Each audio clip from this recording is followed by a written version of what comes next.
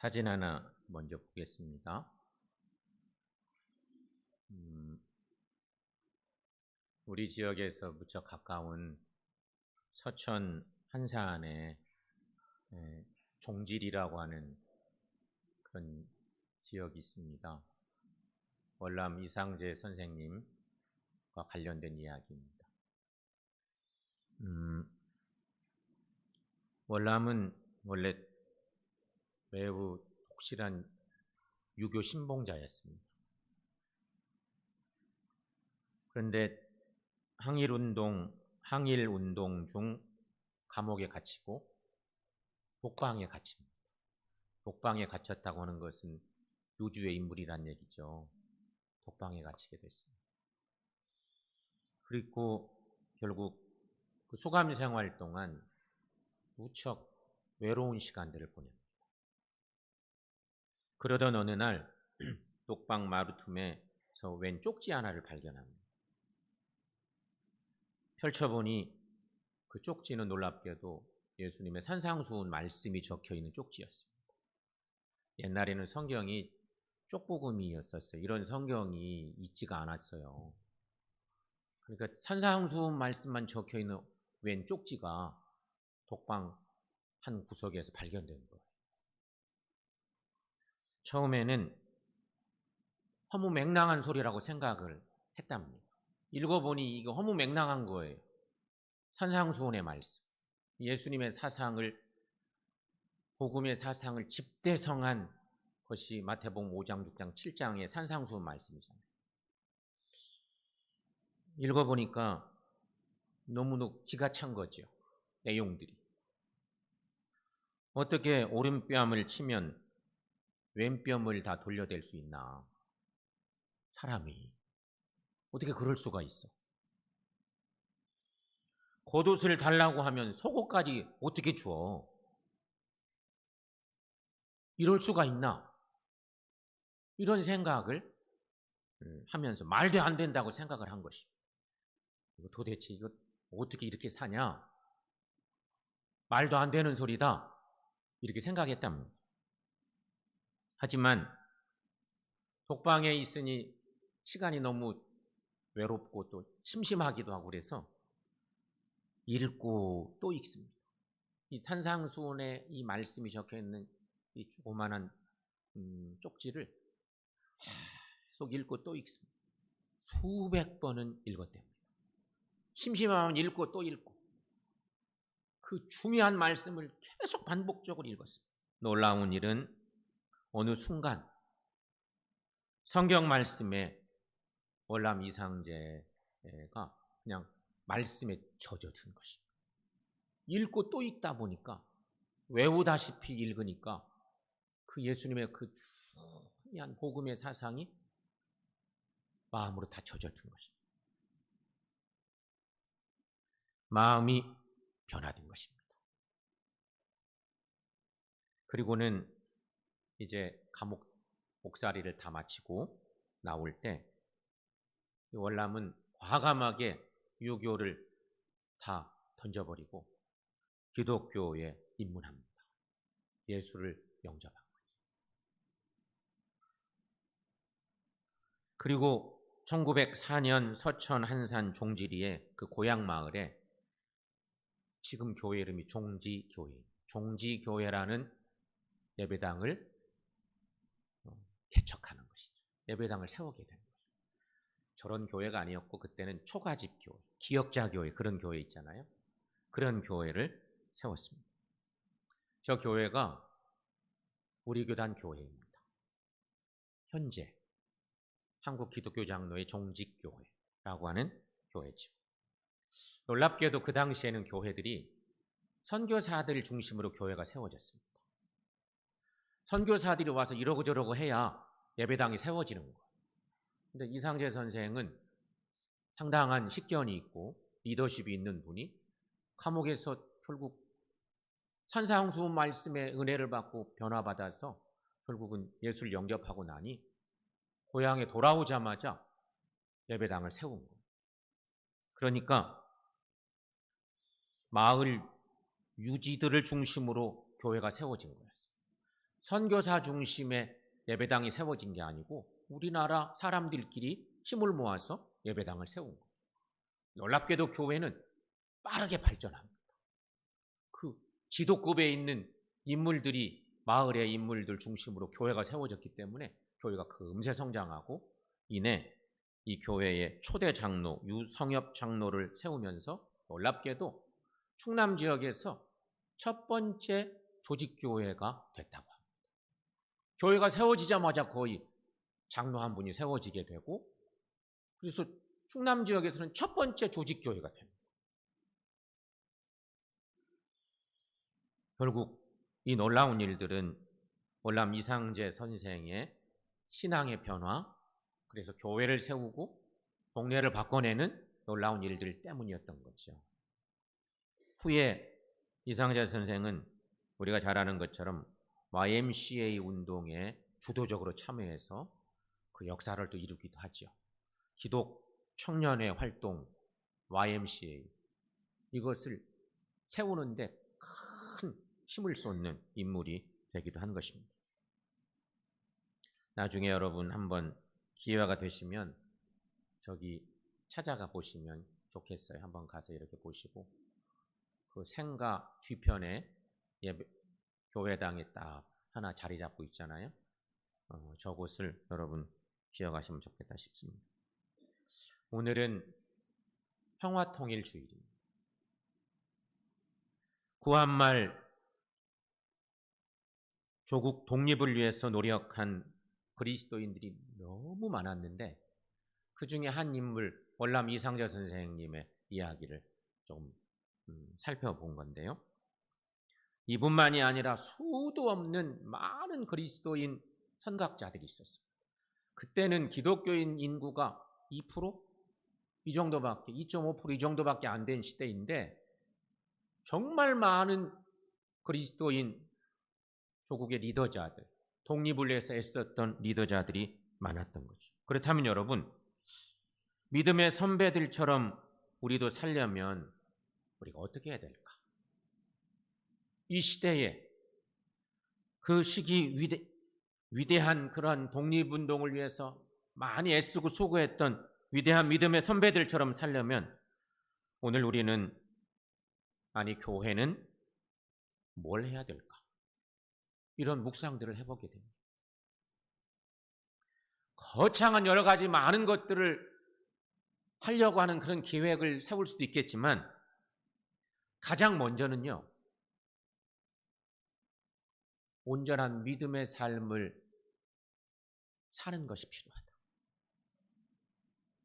하나님 앞에 나의 믿음을 점검해보는 그런 시간 갖기를 원합니다. 바른 믿음의 삶이 필요하다 하는 것입니다. 구한말 그 시대에는요. 그리스도인들은 무척 적었지만 예수를 만나게 되면 그것으로 온전히 삶이 변화되는 그래서 하나님 나라를 위해서 목숨 바치고 헌신했던 위대한 믿음의 선배들이 많았던 것을 보게 되는 겁니다. 히브리서 11장은 흔히 말해서 믿음장이라고 말합니다.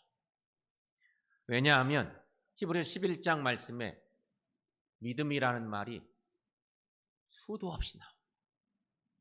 가장 많이 나오는 말이 믿음이라는 말이에요. 그래서 그 장 자체를 믿음장이라고 별명을 붙인 거죠. 그런데 여러분, 실제적으로는 이 11장에는 믿음의 위인들이 많이 나와요. 그래서 믿음의 위인장이라고도 말합니다. 믿음의 선진들의 이야기가 수도 없이 기록되어 있기 때문에 성경 말씀에 나오는 위대한 믿음의 사람들 이야기가 한 장의 히브리서 11장 말씀에 다 녹아있는 듯이 그런 말씀을 전하고 있기 때문인 것입니다. 성경 말씀을 보면 오늘 본문 말씀을 중심으로 가장 먼저 나오는 사람은 아벨 이야기가 나옵니다. 아벨은 믿음으로 더 나은 제사를 하나님께 드렸다. 이런 말씀이 시작됩니다. 그런가 하면 계속 이어지는 말씀을 보면 오늘은 딱 한 절의 말씀만 하나님 우리에게 주셨지만 에녹은 믿음으로 하나님과 동행하는 삶을 살았다.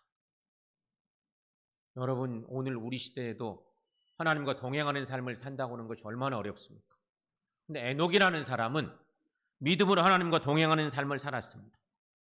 노아는 믿음으로 아직 보이지 않는 일에 순종해서 방주를 짓습니다.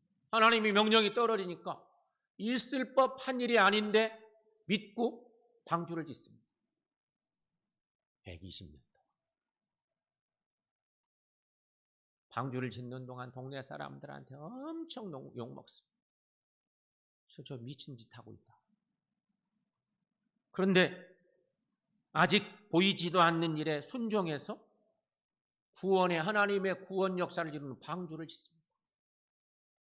그런가 하면 아브라함은 믿음으로 부르심을 받았을 때에 순종함으로 약속의 땅을 향해서 나갑니다. 여러분, 이렇게 네 분의 믿음의 선진들 얘기만 우리가 살펴봤지만 이들 모두가 다 공통적인 것은 믿음으로 행했다는 것입니다. 그런데 이 중 가장 먼저 언급되고 있는 것이 아벨의 믿음으로 드린 예배입니다. 이것이 스타트입니다. 이게 무슨 의미일까? 여기 다 중요하죠. 아벨도 에녹도 노아도 아브라함도 다 중요합니다. 그런데 첫 번째 이 믿음으로 행한 이 놀라운 믿음의 선진들 얘기 속에 아벨의 믿음으로 드린 예배 얘기가 우리에게 주목하게 하는 거죠. 따라서 이것은 여러분 예배가 얼마나 소중한가를 증거해 주고 있는 그런 말씀이기도 합니다. 이 대목에 우리가 생각해 봅니다. 우리의 예배는 어떤가? 이런 물음. 요즘, 지금 우리의 예배는 어떤가? 우리의 예배라는 것을 더 좁혀가면 나의 예배는 어떤 예배인가? 그 부분을 여러분 생각해 보십시오. 중요한 건 나의 예배입니다. 예배를 드릴 때마다 우리가 늘 아는 것이 있습니다. 예배는 모든 순서들이 다 하나님께 드려집니다. 그렇죠? 여러분 그 고백하시죠?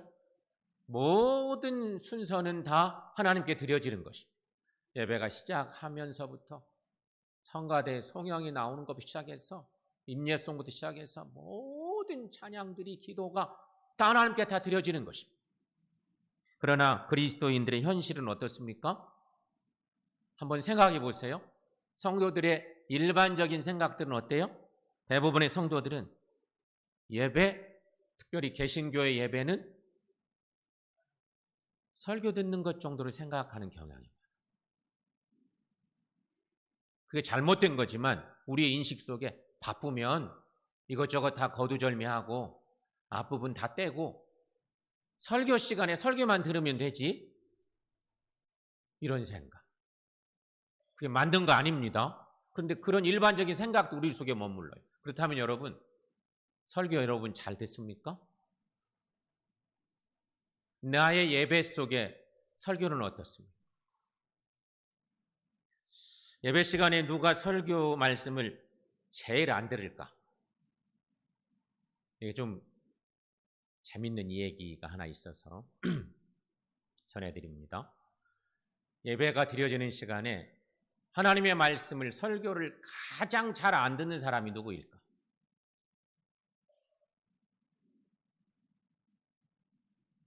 순서가 있습니다. 1등은 목사입니다. 두 번째는 장로, 세 번째는 권사와 안수집사, 네 번째는 서리집사와 일반 성도, 다섯 번째는 새신자나 초신자라고 합니다. 이유가 있습니다. 이유가 재밌습니다. 목사가 1등인데 설교 안 듣기로. 이유는 목사는 그렇게 생각한답니다. 나는 설교하는 사람이지 설교 듣는 사람이 아니라고 생각한답니다. 그래서 목사가 설교를 잘 안 듣습니다. 두 번째는 장로입니다. 내가 이래봬도 장로고시 합격한 사람이야. 사람들이 나를 얼마나 존경하는 사람들이 많은데 목사님 말씀의 능력이 좀 부족해요. 장로들은 판단이 형들이 많답니다. 권사 안수 집사가 그 다음인데 내가 교회를 다니지 몇 년인데 분명 다음 말씀은 이런 말씀일 거요. 봐, 틀림없지? 저 이야기는 몇 년 전에 예배 때 하신 말씀인데 하나도 안 틀리네. 아무튼 목사들도 많이 배우고 연구해야 해요. 분석형이에요. 서리 집사 및 일반 성도들은 목사님 말씀에 능력이 있어 오늘 말씀의 은혜를 충분히 받았는 걸 좀 졸기는 했는데 이런 반응. 성장형에 속하는 사람들이 됩니다. 그 다음 초신자 및 새신자들은 예수가 누구인지 그리고 하나님은 누구야? 성경 말씀이 진리라고? 목사님 말씀에 이해가 가네? 왜 이 시간이 빨리 가지? 조금만 더 말씀하시면 안 되나? 첫사랑의 은혜형 사람들이 새신자나 초신자들의 모습이라고 하는 것입니다. 사랑하는 성도 여러분, 그렇다면 중요한 건 나는 몇 번째쯤 속한다고 생각하십니까? 나의 예배는 어떤 형태의 예배를 드리고 있는지 생각해 보시라는 것입니다. 오늘 가인과 아벨 얘기가 오늘 성경 본문의 주제로 등장합니다. 가인과 아벨은 형제였습니다. 이들 형제는 똑같이 하나님께 제사를 드렸습니다. 그런데 가인의 예배는 하나님께 상달되지 못했습니다. 반면에 아벨의 예배는 하나님께 상달됐습니다. 왜 그랬을까요? 이유가 뭘까요? 성경을 통해서 정확한 이유는 찾기는 어렵습니다. 성경 말씀 통해서. 하지만 본문을 통해서 알 수 있는 것은 아벨의 예배가 더 나은 예배였다는 것입니다. 성경이 증거합니다. 성경 말씀 보시면 믿음으로 아벨은 가인보다 더 나은 제사를 하나님께 드림으로 의로운 자라 하시는 증거를 얻었으니 이렇게 말씀하고 있습니다. 자, 여러분, 첫 번째는 아벨은 더 나은 제사를 드렸다는 것입니다. 더 나은 제사란 어떤 제사일까? 더 나은 제물로 드린 제사입니다. 그렇다면 여러분, 더 나은 제물은 어떤 제물일까요? 그것은 아벨에게 있어서 가장 귀한 것, 즉 아벨 자신의 유일한 생명이었습니다. 한마디로 말하면 아벨의 예배는, 제사는 자기 생명을 드리는 것 같은 그런 예배를 드린 것입니다. 그래서 아벨은 자기를 대신한 양의 피로 하나님께 제사를 드렸습니다. 아벨이 자기의 가장 귀한 것으로 제물을 삼아 드렸을 때 하나님께서는 그 제사를 받으셨습니다. 예배를 드렸더니, 하나님께 제사를 드렸더니 하나님께서 그 나의 제사를 받아주셨어요. 그렇다면 얼마나 감사한 일이에요. 예배를 하나님께서 받아주셨어요. 예배가 하나님께 상달된 예배가 된 거예요. 그냥 헛 예배가 아니고 하나님께 드려진 예배가 된 거예요. 얼마나 감사해요. 내 예배가 하나님께 드려졌어요. 그런데 문제는 더 나은 제사를 드린 아벨은 형 가인에게 피살당합니다. 이게 얼마나 안타까운 일입니까? 하나님께 상달되는 예배를, 좋은 예배를 드렸더니 형에게 그만 죽임을 당했습니다. 한 형제인데 동생 아벨은 형 가인이 죽인 것이죠. 왜 그랬습니까? 시기했기 때문입니다. 제사와 관계되었는데 하나님이 내 제사는 안 받으시고 동생의 제사만 받으셔서 사람을 죽이는 일까지 고마고만 것입니다. 성도 여러분, 더 나은 제사, 더 좋은 예배를 드렸는데 죽임을 당했어요. 하지만 이 불행한 사건을 히브리 기자는 성서를 통해서 이렇게 증거하고 있습니다. 오늘 본문의 하반절 말씀인데 여러분 함께 읽어보겠습니다. 하나님이 그 예물에 대하여 정언하심이라. 그가 죽었으나 그 믿음으로써 지금도 말하느니라. 아멘. 사랑하는 여러분, 우리들도 아벨처럼 더 나은 예배를 하나님께 드리시기를 축원합니다. 두 번째는요, 아벨은 믿음으로 예배를 드렸다는 것입니다. 하나님께서는 가인과 아벨의 제사의 차이를 바로 그들의 믿음의 차이로 보셨습니다. 하나님께서는 믿음으로 제사를 드린 아벨의 예배는 기뻐 받으셨습니다. 하지만 믿음 없이 드린 가인의 예배는 받지 않으셨습니다. 따라서 오늘날 우리가 하나님께 예배를 드릴 때 어떻게 해야 하는지 그 바른 태도를 배울 수가 있습니다. 예배에는 반드시 믿음이 필요합니다. 여러분 이 사실을 기억하고 예배하시기를 축원합니다.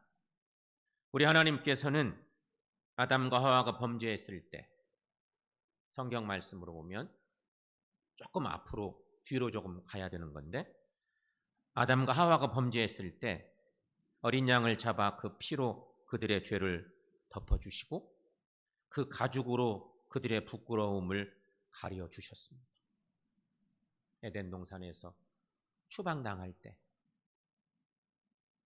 하나님이 아담과 하와를 위해서 어린 양을 잡아 그 피로 그들의 죄를 덮어주시고 그 가죽으로 그들의 부끄러움을 가려주었습니다. 바로 이런 연유로 하나님께서는 아벨의 믿음의 제사를 연락하신 것입니다. 그러므로 여러분 오늘날 우리의 예배도 예수님의 십자가의 보혈로 나의 모든 죄가 깨끗이 씻김을 받았다는 믿음으로 예배를 드리는 것이 합당합니다. 그것은 아벨의 희생 제물이 구속사적으로는 세상 죄를 짊어지신 하나님의 어린 양 독생자 예수 그리스도를 예표하기 때문인 것입니다. 사랑하는 여러분, 아벨은 분명 어린 양의 피를 의지해서 하나님께 나갔습니다. 그러므로 오늘 우리들도 그리스도의 보혈을 의지해서 하나님께 예배하며 나가야 하는 것입니다. 우리가 이렇게 믿음으로 예배를 드릴 때 하나님께서는 우리 예배를 기뻐 받으십니다. 성도 여러분, 그러므로 드려지는 모든 예배에 믿음으로 임하시기를 바랍니다. 생명을 걸고 예배하시기를 바랍니다. 단순히 절차에 매여서 혹은 습관적으로 예배를 드리지 마시고 우리의 영혼 저 깊숙한 곳에서부터 그리스도의 보혈의 피에 대한 믿음을 가지고 하나님께 나가시기를 바랍니다. 성경 말씀 통해서 우리는 하나님의 뜻을 발견해 볼 수 있습니다. 주님은 요한복음 4장 23절 말씀에서 예배에 대한 중요한 말씀을 주시죠. 여러분 함께 읽습니다. 아버지께 참되게 예배하는 자들은 영과 진리로 예배할 때가 오나니 곧 이때라. 아버지께서는 자기에게 이렇게 예배하는 자들을 찾으시느니라. 아멘. 사랑하는 여러분, 영과 진리로 예배하십시오. 지금도 하나님은 영과 진리로 예배하는 자를 찾으십니다. 그 하나님을 온전히 예배하는 우리 모두가 되시기를 축원합니다. 또한 로마서 12장 1절 말씀에서 바울은 우리에게 귀한 말씀을 주십니다. 이 말씀도 함께 읽습니다. 그러므로 형제들아 내가 하나님의 모든 자비하심으로 너희를 권하노니 너희 몸을 하나님이 기뻐하시는 거룩한 산 제물로 드리라. 이는 너희가 드릴 영적 예배니라. 아멘. 성도 여러분, 우리 몸을 하나님이 기뻐하시는 거룩한 산 제물로 드리십시다. 예배 때는 이러한 모습이 필요하다는 것이죠. 성도 여러분, 우리의 예배는 아벨의 예배가 되기를 바랍니다. 믿음으로 드리는 예배가 되기를 바랍니다. 영과 진리로 드리는 예배가 되기를 바랍니다. 거룩한 산 제물로 드리는 영적 예배가 되기를 바랍니다. 우리가 지금도 예배를 드리고 있죠. 예배는 먼저 마음에서 시작됩니다. 하나님께서는요, 사람의 외모를 보시지 않고 그 중심을 보신다고 그러셨습니다. 그러므로 우리는 예배를 드릴 때 먼저 우리의 중심을 보시는 하나님 앞에서 겸손한 마음으로, 경건한 마음으로, 진실한 마음으로 예배해야 합니다. 또한 늘 하나님 은혜에 감사하고 감격한 마음으로 찬송을 드려야 합니다. 그리고 오직 주님의 능력을 믿고 기도드리고 늘 감사함으로 예물을 드려야 합니다. 이렇게 예배할 때 우리 예배가 하나님 받으시기 합당한 향기로운 예배, 향기로운 제물이 될 줄로 믿습니다. 사랑하는 여러분, 오늘 우리가 평화통일주일 예배를 드리면서 위대한 믿음의 선배들, 성경 속에, 그리고 구한말 시대 그 어려운 그 시기에 정말 많은 위대한 믿음의 선배들을 우리가 알고 있습니다. 그들의 믿음이 하나님 보시기에 합당한 열매 있는 믿음이 된 이유가 뭘까? 저는 그것이 신실한 믿음에 있다고 생각합니다.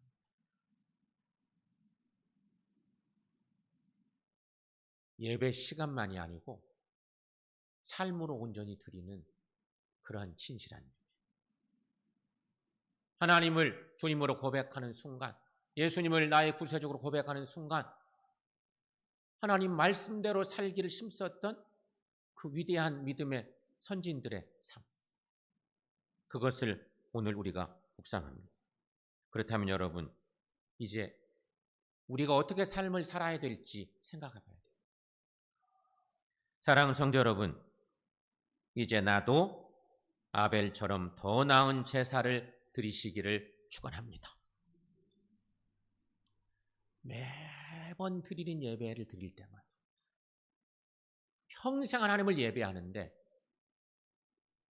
아벨처럼 더 나은 제사를 드리기를 힘쓰는 삶. 더 나아가면 그의 더 나은 제사는 믿음으로 드린 예배였습니다. 히브리 기자의 해석이죠. 믿음으로 드리는 예배. 이제 나도 오직 믿음으로 드리는 예배를 드리시기를 축원합니다.